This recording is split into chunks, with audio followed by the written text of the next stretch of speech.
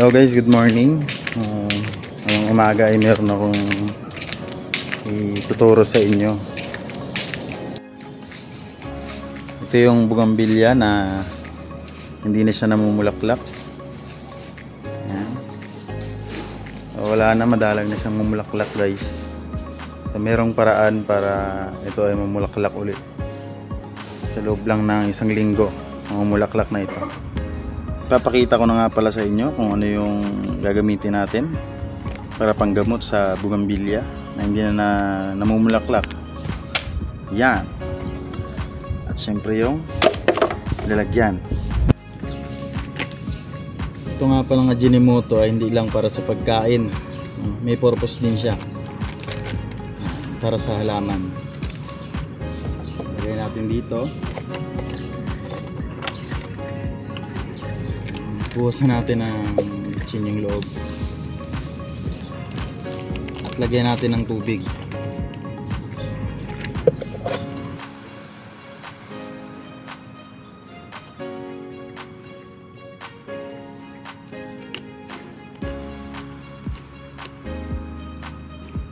Okay, shake lang natin.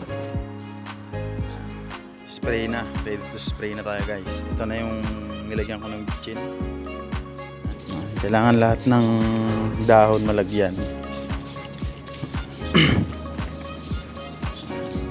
Balikan natin to pagtapos ng isang linggo at makikita niyo yung resulta.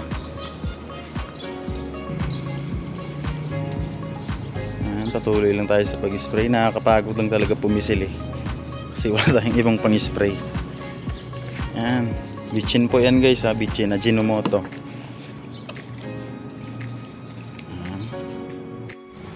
Pagtapos nga natin mag-spray ng mga dahon, ayan, yung pinakapuno niya, ibuhos natin yung natira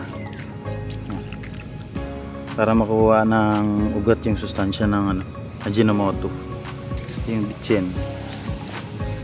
Ibuhos lang natin ganyan.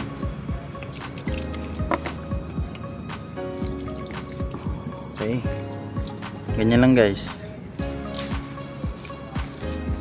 So, balikan natin to after 1 week. May namulaklak siya pero tumigil Okay guys, balikan natin to mga 1 week. So iko-content ulit natin to.